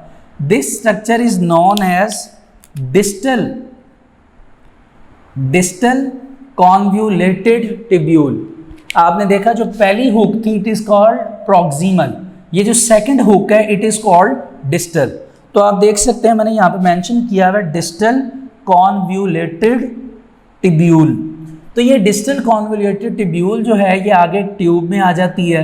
अब ये जो ट्यूब है अगर आप बुक पे देखें तो यहाँ पर लिखा हुआ है कलेक्टिंग डक्ट। होता ही है कि जितने भी नेफ्रॉन्स हैं उन तमाम की डिस्टल कॉन्वोल्यूटेड ट्यूब्यूल ये एक ही जगह आकर इकट्ठी होती है इस पॉइंट पर विच इज़ कॉल्ड कलेक्टिंग डक्ट। तो जितनी भी डिस्टल ट्यूब्यूल्स हैं इनकी जब ओपनिंग होगी तो इन तमाम की ओपनिंग जब होगी तो it is open into a single duct and this single duct is known as collecting duct. Collecting duct के वर्ड से आपको पता चल रहा है कलेक्ट करना यानी इकट्ठा करना, जमा करना। ठीक है जी। अब लास्ट बस ये एक एडिशनल बात है जो कि बुक में डायग्राम में भी नहीं बताई गई, वो आपने याद रखनी है, वो थ्योरी में लिखी हुई है कि जितनी भी कलेक्टिंग डक्ट जमा होंगी तमाम की तमाम नेफ्रॉन्स की, फर्दर वो सेवरल हंड्रेड और थाउजेंड्स फॉर्म में चली जाएंगी, जिन सबको हम मिला के पेपिलरी डक्ट कहते हैं। क्या कहते हैं? Papillary duct. और ये तमाम पेपिलरी डक्ट जो हैं ये इस पोर्शन पर आकर ओपन होती हैं विच is called ureter, which is called ureter. ठीक है जी।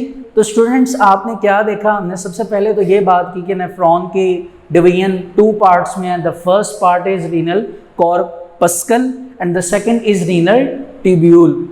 रीनल कॉर्पस्कल जो थे इट इज फर्दर सब divided, the first part is glomerulus and the second is Bowman's capsule. Renal tubule is further divided into different parts. The first is proximal convoluted tubule. It is the first hook-like structure. Then it is moved forward to next structure which is called loop of Henle. Loop of Henle is further divided into ascending limb and descending limb. The next structure after loop of Henle is the hook-like structure which is called distal convoluted tubule.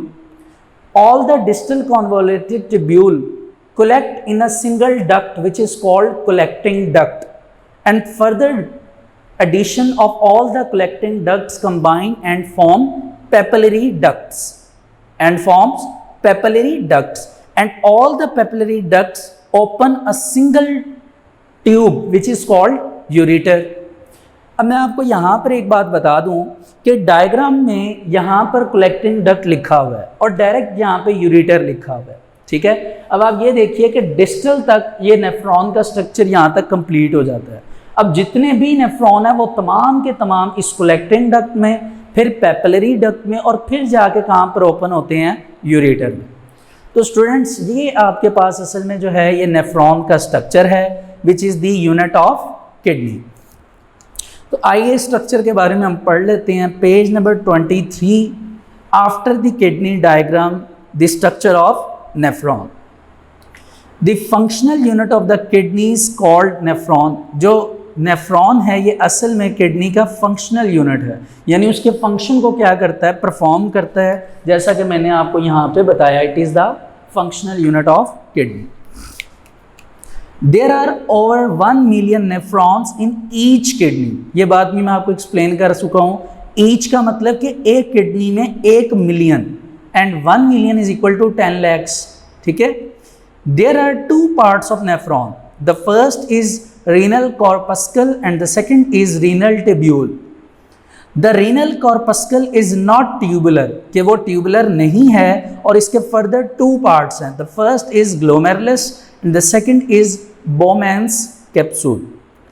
Now we will discuss about glomerulus.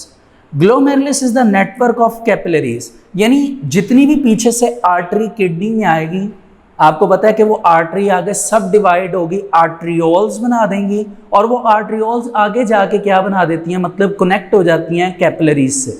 ये आपने 9th class में भी इस चीज़ की discussion की थी कि ये अगर आर्टरी है तो आर्टरी से आगे आर्ट्रियोल्स हैं और इससे आगे कैपिलरीज हैं, कैपिलरीज के साथ वेन्यूल्स हैं और वेन्यूल्स के साथ वीन्स हैं। ठीक है, वेन्स जुड़ी होती हैं। अच्छा जी, while Bowman's capsule is a cup-shaped structure that encloses glomerulus. Encloses मतलब आप देख सकते हैं कि Bowman's capsule ने enclose किया हुआ है glomerulus को। एक हिसाब से आप कह सकते हैं कि Bowman's capsule जो है वो glomerulus को protect करता है। क्या करता है? Protect करता है। अब मूव करते हैं सेकंड पार्ट की तरफ, the renal tubule. The renal tubule is the part of the nephron which starts after Bowman's capsule। यानी जो Bowman's कैप्सूल है इसके बाद जो है वो आपका प्रॉक्सिमल पार्ट स्टार्ट हो जाता है, उसके बाद आपका ट्यूबुलर पार्ट जो है वो स्टार्ट हो जाता है। जिसमें उसने लिखा हुआ है कि it's first portion is called proximal convoluted tubule, कि पहला जो हुक लाइक स्ट्रक्चर है, पहला पोर्शन है ट्यूबुलर स्ट्रक्चर में, वो है proximal convoluted tubule. Next portion is U shape and it is called loop of Henle, और सेकंड पोर्शन जो है वो यू शेप है विच is called loop of Henle. The last portion of the renal tubule is the distal convoluted tubule, यानी tubular structure में जो आखिरी structure है वो कौन सा है, जो अगली हुक लाइक स्ट्रक्चर बनेगा विच is called distal convoluted tubule. यहां तक नेफ्रॉन का स्ट्रक्चर कंप्लीट हो जाता है, एक नेफ्रॉन का। आगे लिखा हुआ है कि distal convoluted tubules of many nephrons, कि बहुत ज़्यादा जो नेफ्रॉन्स हैं उनकी जितनी भी डिस्टल कॉन्वोल्यूटेड टिब्यूल्स हैं open in a single collecting duct, वो सारी कंबाइन करके एक डक्ट में ओपन होती हैं विच इज़ कॉल्ड कलेक्टिंग डक्ट। क्योंकि अब सारे नेफ्रॉन्स के स्ट्रक्चर को तो वो एक्सप्लेन नहीं कर सकते, सबका सेम स्ट्रक्चर है, तो उन्होंने एक को एक्सप्लेन करके कह दिया कि जितने भी डिस्टल कॉन्वोल्यूटेड टिब्यूल्स हैं ऑल द नेफ्रॉन्स की वो कंबाइन करके जमा हो जाती हैं एक डक्ट में which is called collecting duct. Many collecting duct join together to form several hundred papillary ducts, ये डिफरेंट जो है पेपिलरी डक्ट्स बना देती हैं जो कि which drain into the renal pelvis, drain का मतलब गिरना। अब ये सारा जो इसमें से मटेरियल है पेपिलरी डक्ट का ये आके ड्रेन होंगी रीनल पेल्विस में। और आपने लास्ट जो लेक्चर था उसमें देखा था कि रीनल पेल्विस जो है वो हाइलस जो डिप्रेशन है उस पोर्शन में होता है जहाँ पे किडनी जो है वो लीव कर रही होती है और यूरेटर स्टार्ट हो रहा होता है। और हमने ये पढ़ा भी था कि यूरेटर की जो बेस है it is called renal pelvis. तो अब आप देख सकते हैं कि अंदर जितने भी किडनी में रीनल पिरामिड्स थे उनमें तमाम के तमाम ये नेफ्रॉन अवेलेबल होते हैं जो कि अपना फंक्शन परफॉर्म करते हैं। अभी तो हमने सिर्फ नेफ्रॉन के स्ट्रक्चर की डिस्कशन की है, तो नेफ्रॉन के स्ट्रक्चर की जब हमने डिस्कशन की तो हमें पता चला कि 20 लाख नेफ्रॉन्स जो हैं यानी 20 लाख नेफ्रॉन ये मौजूद होते हैं दोनों किडनीज़ में। और इसका जो लास्ट पॉइंट हमने डिस्कस किया वो है पेपिलरी डक्ट। तो जितनी भी पेपिलरी डक्ट हैं ये रीनल पेल्विस में क्या हो जाती हैं, ड्रेन्ड हो जाती, गिर जाती हैं। अब जब आप नेक्स्ट पेज 24 पे आते हैं तो आपको डायग्राम नज़र आती है। अब आप लेफ्ट साइड पे देखिए किडनी बनी हुई है, किडनी के ऊपर उन्होंने एक मतलब के एक डायग्राम बनाने की कोशिश की है रफ स्टेज में, और फिर उसी को उन्होंने ओपन करके आपको माइक्रोस्कोप के थ्रू दिखाया द स्ट्रक्चर ऑफ नेफ्रॉन। अब आप देख सकते हैं कि इस स्ट्रक्चर में तमाम जो लेबलिंग है ये वही है जो मैं आपको पढ़ा चुका हूँ, इसे एक दफ़ा देख लीजिएगा। बस इसमें एक जो एडिशन है, एक बात जो अभी मैंने आपसे नहीं डिस्कस की वो है लूप ऑफ हेनले की। आप देखिए कि लूप ऑफ हेनले में एक जो यू शेप स्ट्रक्चर की एक जो लिम्ब है उसको नाम दिया गया है डिसेंडिंग लिम्ब, और जो दूसरी है उसको नाम दिया गया है असेंडिंग लिम्ब। अभी मैंने डिसेंडिंग और असेंडिंग लिम्ब्स के सिर्फ आपको नाम बताए हैं, अभी हम देखेंगे कि इनके फंक्शंस क्या हैं। अब क्योंकि हम पढ़ चुके हैं कि किडनी क्या है वो हमने प्रीवियस लेक्चर में पढ़ा, अभी हमने ये डिस्कस किया कि किडनी का जो यूनिट है नेफ्रॉन वो उसका स्ट्रक्चर कैसा है। अब हम मूव करते हैं और देखते हैं कि जो नेफ्रॉन है उसकी फंक्शनिंग क्या है, कि नेफ्रॉन काम कैसे करता है। ठीक है, तो अब हमारा जो नेक्स्ट टॉपिक इससे रेलिवेंट है वो है functioning of kidney. Functioning of kidney से मुराद के functioning of the kidney, it means that the unit of kidney which is called nephron। तो स्टूडेंट्स असल में जो किडनी के फंक्शनिंग है या किडनी की फंक्शनिंग है वो कुछ स्टेप्स पे डिपेंड करती है। The first step is the pressure filtration, the second is selective reabsorption and the third step is the tubular secretion.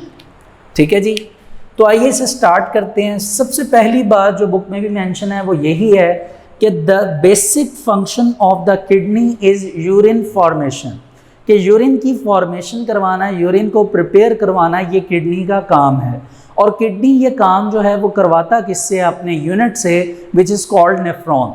और इसको करवाने के लिए कुछ स्टेप्स से गुजरना पड़ता है, कुछ मराहल से गुजरना पड़ता है। तो वो मराहल जो हैं, वो जो स्टेप्स हैं, उसमें जो फर्स्ट स्टेप है it is called pressure filtration.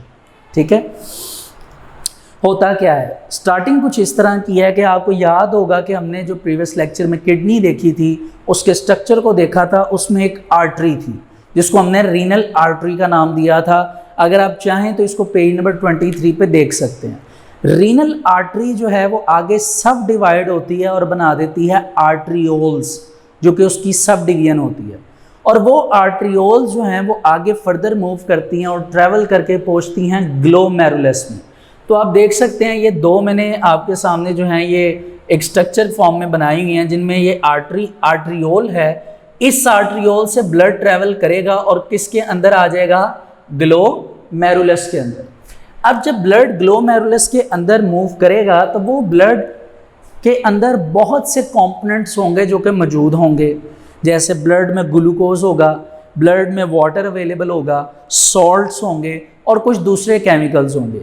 ये जैसे ही ग्लोमेरुलस तक पहुंचेंगे तो पीछे से ब्लड इन मटेरियल्स को लेकर आएगा और बहुत ज़्यादा प्रेशर के साथ ब्लड आएगा। अब इसी स्ट्रक्चर को जो ग्लोमेरुलस का स्ट्रक्चर है, मैं थोड़ा सा इधर आपको बनाकर बता देता हूँ कि फंक्शनिंग स्टार्ट कैसे होगी। तो आप ये देखिए कि ये आपके पास बोमेंस कैप्सूल है, जिसके अंदर आप ये देख लीजिए कि ये आपके पास क्या है, ग्लोमेरुलस। ठीक है, अब जब पीछे से एंट्रेंस होगी ब्लड की, तो जैसा आपको बताया गया कि ब्लड के अलावा यहाँ पे कुछ दूसरे मटेरियल्स होंगे, for example glucose, water etcetera. तो ये तमाम तर चीज़ें जब एंटर होंगी तो ब्लड का प्रेशर इतना हाई होगा कि वो ग्लोमेरुलस की जो मेम्ब्रेन्स हैं ये असल में थोड़ी बहुत सेमी परमिएबल होती हैं, यानी इनमें थोड़े बहुत होल्स होते हैं, सुराख होते हैं। ठीक है, अब वो होल्स जो हैं, वो सुराख जो हैं वो इतने होते हैं कि उनमें से सॉल्ट्स, वाटर, ग्लूकोज, ये तमाम चीज़ें जो हैं ये ग्लोमेरुलस से निकलकर बोमेंस कैप्सूल में चली जाती हैं और बोमेंस कैप्सूल से आगे मूव कर जाती हैं, जिस वजह से हम कहते हैं कि जो हमारा जो ग्लोमेरुलस है वो अब फिल्ट्रेट हो चुका है, साफ़ हो चुका है, which is also called glomerulus filtrate. और ये ग्लोमेरुलस फिल्ट्रेट जो है वो ब्लड की वजह से हुआ, क्योंकि ब्लड ने प्रेशर अप्लाई किया। अब सवाल यह है कि ये प्रेशर कहाँ से आया, ये प्रेशर लगा कैसे? तो देखिए पीछे मेजर आर्टरी थी, वो आर्टरी आगे जाके सब डिवाइड हुई, आर्ट्रियोल्स बन गई। अब देखिए आर्ट्रियोल्स का जो एरिया है वो नैरो है, तंग है। तंग होने की वजह से जब ब्लड प्रेशर मतलब ब्लड आ रहा होगा तो वो उसको स्पेस कम मिलेगी, तो वो ट्रैवल करने के लिए मतलब अपनी स्पीड को बढ़ाएगा, जिस वजह से ब्लड का प्रेशर इंक्रीज हो जाएगा। और जब वो ग्लोमेरुलस तक पहुंचेगा ब्लड उस प्रेशर के साथ, तो वो आके ग्लोमेरुलस की जो वॉल है जो कि सेमी परमिएबल है उसके साथ आके स्ट्राइक करेगा, उसके साथ आके कोलाइड करेगा। उस कोलाइजन की वजह से जो सेल हैं ब्लड के, उनका साइज तो बड़ा है, ब्लड सेल्स, तो वो तो टकरा कर स्ट्राइक करके वापस आ जाएंगे, लेकिन उनके अंदर जितने भी मटेरियल हैं लाइक ग्लूकोज, वाटर, सॉल्ट्स, ये तमाम उस ब्लड के प्रेशर की वजह से ट्रैवल कर जाएंगे आगे बोमेंस कैप्सूल में और आगे ट्यूबुलर स्ट्रक्चर में एंटर कर जाएंगे। ठीक है, और इस वक्त क्योंकि ग्लोमेरुलस जो है वो साफ हो गया है तो हम इसको नाम देते हैं glomerular filtrate. Glomerular filtrate means कि ग्लोमेरुलस अब साफ हो गया, और ये सफाई जो है ये ब्लड के प्रेशर की वजह से हुई है। इस वजह से हम फर्स्ट स्टेप को क्या नाम प्रोवाइड करते हैं, प्रेशर फिल्ट्रेशन, कि प्रेशर की वजह से फिल्ट्रेशन हुई है यानी सफाई हुई है। तो आइए functioning of kidney page number 24 हम इसकी रीडिंग कर लेते हैं अपने फर्स्ट स्टेप की।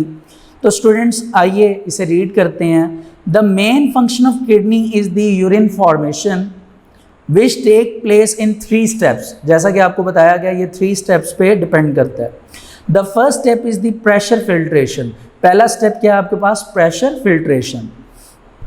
When blood enters the kidney via renal artery, via means रास्ते से, जब ब्लड एंटर्स करता है किडनी से और रास्ता कौन सा इख्तियार करता है, रीनल आर्टरी, किडनी की जो आर्टरी है उससे, it goes to many arterioles, तो वो आर्टरी जो है वो आगे जाके सब डिवाइड होती है और क्या बना देती है, arterioles, and then to the glomerulus, और फिर ये कहाँ पर पहुँच जाते हैं, ग्लोमेरुलस में। The pressure of blood is very high, जैसा कि मैंने आपको बताया कि ब्लड का प्रेशर बहुत ज़्यादा होगा, and so most of the water, salt, glucose, urea of blood, ये तमाम चीज़ें जो ब्लड में थी is force out of the glomerular capillaries.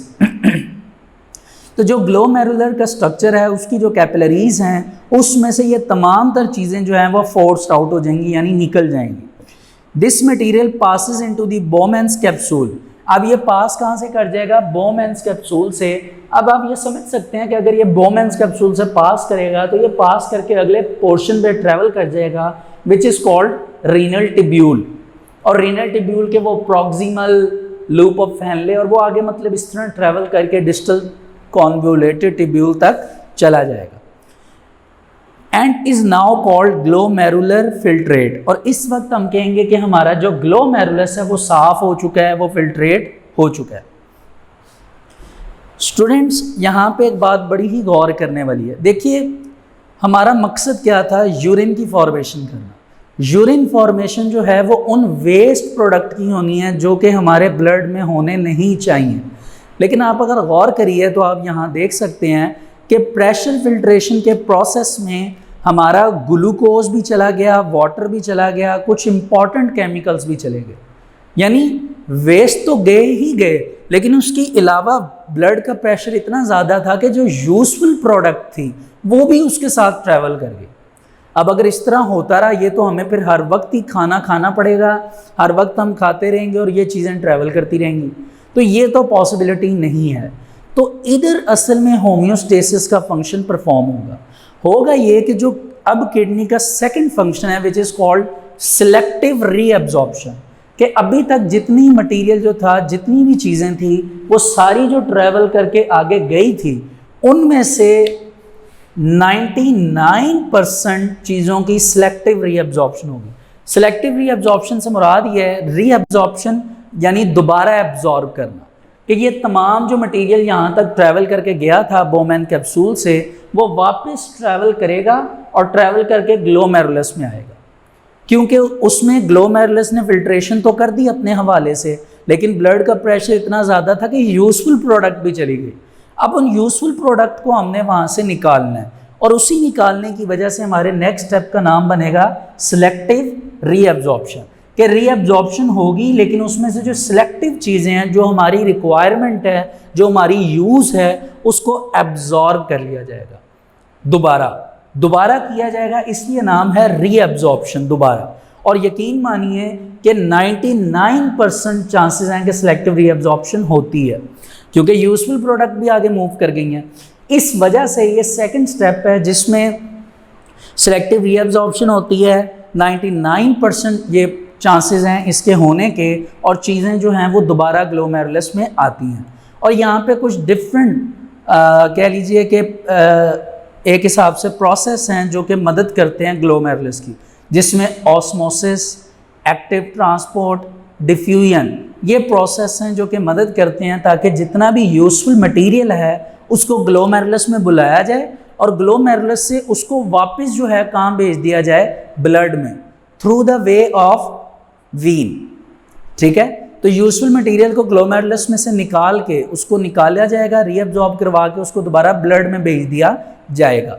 अब इस काम के लिए जो प्रोसेस यूज़ होते हैं यहाँ पर, वो एक्टिव ट्रांसपोर्ट, एक्टिव ट्रांसपोर्ट, उसके अलावा ऑस्मोसिस, डिफ्यूजन, ये चंद एक मराहल या प्रोसेस हैं जो कि यहाँ पे मदद करते हैं नेफ्रॉन के अंदर ग्लोमेरुलस की, ताकि यूजफुल प्रोडक्ट को यहाँ से लिया जाए और वापस कहाँ भेज दिया जाए? ब्लड में।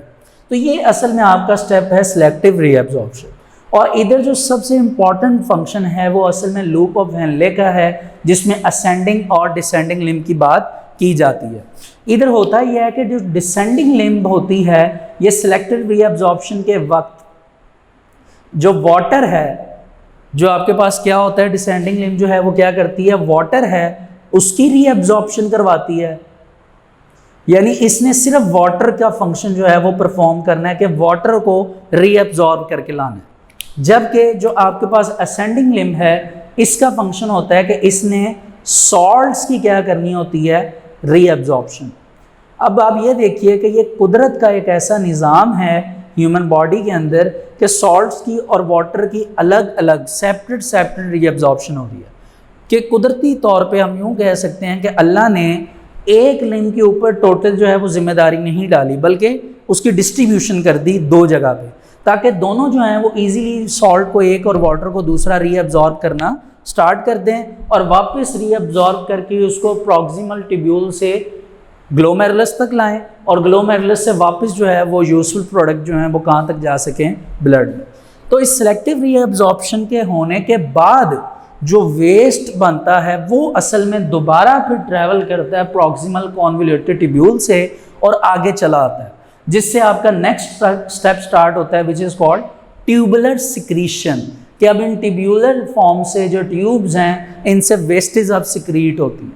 ठीक है, तो आइए सेकंड स्टेप पे। The second step is the selective reabsorption. In this step, about 99 of the glomerular filtrate is reabsorbed in the blood capillaries surrounding renal tubule। ठीक है, जो रीनल ट्यूब्यूल हैं उनके सराउंडिंग इर्द गिर्द से इनको वापस मंगवाया जाता है। अब किस प्रोसेस के थ्रू? तो it occur through osmosis, diffusion and active transport. Some water and most of the glucose is reabsorbed from the proximal convoluted tubule। अब आप देखिए कि डिस्ट्रीब्यूशन हुई है कि वाटर और ग्लूकोज को प्रॉक्सिमल कॉन्वोल्यूटेड ट्यूब्यूल वापस लेकर आएगा। हैंस सॉल्ट्स को जो रीअब्जॉर्प्शन होनी है वो एक्टिव ट्रांसपोर्ट से होगी, जबकि वाटर की जो है वो ऑस्मोसिस से होगी। एक्टिव ट्रांसपोर्ट के बारे में भी आपने 9th क्लास में प्रॉपर्ली पढ़ा हुआ है और ऑस्मोसिस के बारे में भी पढ़ा हुआ है। The descending limb of loop of Henle allow the reabsorption of water। तो अब लूप्स में जो डिसेंडिंग लिम्ब है वो क्या करेगा? वाटर की रीअब्जॉर्प्शन करेगा। और आगे लिखा है कि while the ascending limb of loop of Henle allow the reabsorption of salt। तो ascending limb of loop of Henle क्या करेगा कि रीअब्जॉर्प्शन करेगा किसकी? सॉल्ट्स की। The distal convoluted tubule again allow the reabsorption of water into the blood। और जो descending limb है वो दोबारा क्या करेगा? वाटर की एब्जॉर्प्शन करेगा। तो देखिए कैसे कुदरती तौर पे ये चारों जो इम्पॉर्टेंट पार्ट हैं ट्यूबुलर कह लीजिए रीनल ट्यूब्यूल के, वो चारों फंक्शन परफॉर्म कर रहे हैं। जैसे आपने अभी पढ़ा कि प्रॉक्सिमल का काम है water plus glucose, loop of Henle में काम क्या है? एक सॉल्ट्स को और एक वाटर को लेकर आएगा, और डिस्टल ट्यूब्यूल जो है वो दोबारा वाटर को लेकर आएगा। वाटर की रिक्वायरमेंट ज़्यादा है, तो ये सारी रीअब्जॉर्प्शन होगी और सारा कुछ ग्लोमेरुलस में जाएगा और ग्लोमेरुलस उसकी दोबारा फिल्ट्रेशन करेगा और जो यूजफुल प्रोडक्ट है उसको ब्लड में वापस भिजवा देगा। और अब जो प्रोडक्ट बनेंगी वो असल में वेस्ट होंगी और दोबारा चलेंगी, ट्यूब्स में दोबारा आएंगी। That's why the next step is called tubular secretion. इसको हम रीड कर लेते हैं क्योंकि यहाँ पर हम वेस्ट की बात करेंगे कि किस किस नाम से उन वेस्ट को बुलाया जाएगा। तो आइए, the third step is the tubular secretion. Different ions, number 1 creatinines, urea etcetera, ये तमाम चीज़ें सेक्रेटेड होंगी from blood into the filtrate in renal tubule. यानी सफाई के बाद ये चीज़ें जो हैं वो रीनल ट्यूब्यूल से निकलेंगी और ये चीज़ें क्या कहलाएंगी? Tubular secretions कहलाएंगी। और ये सारा काम किया जा रहा है क्यों? ताकि this is done to maintain the blood at a normal pH, ताकि ब्लड की जो पीएच है वो नॉर्मल की जा सके, which is 7.35 to 7.45। And this is a very important MCQ। And what is pH? तो आप जानते हैं कि पीएच जो है वो किसी भी एसिडिक और बेसिक सोल्यूशन को चेक करने के लिए यूज़ किया जाता है, और ये एक असल में एक स्केल होता है which is called pH scale, और न्यूट्रल पे इसकी वैल्यू 7 होती है।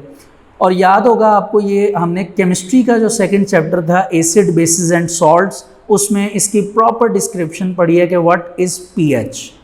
ठीक है, तो आपने ये वैल्यू याद कर लेनी है, ये आपका MCQ है। After the above mentioned step the filtrate present in renal tubule is known as urine. अब जो आपके पास ये वेस्टेज बनी है आखिरी स्टेप में, इसको आप क्या नाम देंगे? यूरिन। अब जितना भी ये यूरिन है ये मूव करेगा कलेक्टिंग डक्ट में, वहाँ से पेपिलरी डक्ट में, और वहाँ से रीनल पेल्विस में। यहाँ पे पेपिलरी डक्ट का जिक्र नहीं है लेकिन आपको पहले बता दिया। तो रीनल पेल्विस से ये ट्रैवल करेगा यूरेटर में, यूरेटर से ट्रैवल करके जाएगा नीचे यूरिनरी ब्लैडर में, वहाँ पर टेम्पोरेरी स्टेजेस पर स्टोर रहेगा, जब वहाँ पर टेम्पोरेरली स्टेजेस में स्टोर रहेगा तो वहाँ पर एक स्पेसिफिक वक्त के बाद यूरेथ्रा से उसको क्या कर दिया जाएगा, रिमूव कर दिया जाएगा। तो नीचे देखिए एक टेबल बना हुआ है नॉर्मल केमिकल कंपोजिशन, कि जो नॉर्मल यूरिन होता है उसकी केमिकल कंपोजिशन कुछ ऐसे होती है कि वाटर उसमें 95% होता है, यूरिया की कंसंट्रेशन 9.3 ग्राम पर लीटर, लीटर में 9.3 ग्राम है। इसी तरह क्लोराइड, सोडियम, पोटेशियम और अदर आइंस के बारे में लिखा हुआ है। आपने स्टूडेंट्स ये टेबल याद कर लेना है, ये इंपॉर्टेंट MCQs के लिए है, ये याद करना है।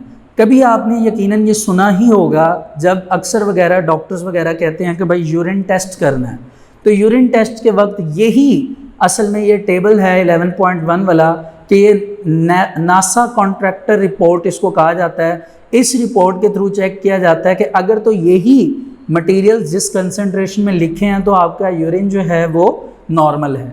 अगर इनकी वैल्यूज़ चेंज होंगी इट मीन्स डैट कि आपके यूरिन में चेंजेस आई हैं, जिस वजह से आपको कुछ ना कुछ प्रॉब्लम है, कुछ ना कुछ आपकी बॉडी में डिजीज़ है, जिस वजह से आपका यूरिन जो है उसकी प्रॉपर्टीज़ चेंज हुई हैं। तो स्टूडेंट्स यहाँ तक हमारा जो आज का डे 4 का वर्क है वो कंप्लीट होता है, जिसमें आप देखिए कि आज हमने कितना इंपॉर्टेंट टॉपिक डिस्कस किया, the unit of kidney which is called nephron, और उससे रेलिवेंट किडनी की फंक्शनिंग देखी कि कैसे किडनी नेफ्रॉन से फंक्शन परफॉर्म करवा कर कितने बेसिक स्टेप्स करता है, जिसमें 3 बेसिक स्टेप्स की हमने डिस्कशन की। The first is pressure filtration which is also called glomerular filtrate, the second is selective reabsorption and the third is tubular secretion. और इन स्पेसिफिक प्रोसेस के थ्रू जो है वो आखिर में जो प्रोडक्ट तैयार होती है, जो कि एक वेस्ट प्रोडक्ट है विच इज़ कॉल्ड यूरिन। तो कैसे यूरिन जो है वो रीनल पेल्विस में जाता है, जो कि एक डिप्रेशन पोर्शन होता है विच इज़ कॉल्ड हाइलस, और वहाँ से यूरेटर में ट्रैवल करके आगे मूव करता है। तो आप देख सकते हैं कि ये कुदरत का कैसा निज़ाम है, ये अल्लाह ने कैसा निज़ाम बनाया है कि किडनीज़ के अंदर, दोनों किडनीज़ में 20 लाख यानी 20 लाख नेफ्रॉन ये काम कर रहे हैं और यूरिन की फॉर्मेशन कर रहे हैं। और ये पूरा प्रोसीजर जो है ये होम्योस्टेसिस की एग्जांपल है कि आप देख सकते हैं कि कैसे ये वेस्ट जो है आपकी बॉडी से एलिमिनेट भी होती हैं, जनरेट भी होती हैं, जनरेट होके एलिमिनेट, जनरेट होके एलिमिनेट, और ये रेगुलेशन चलती जा रही है और ये प्रोसेस कायम है which is called homeostasis. Hopefully आज का लेक्चर इंटरेस्टिंग था, आपको समझ आया होगा। आप इस पूरे वर्क को याद करिए, ये आपके इंपॉर्टेंट क्वेश्चंस हैं और इनको अपने पास राइट करिए। आज के लिए थैंक यू सो मच।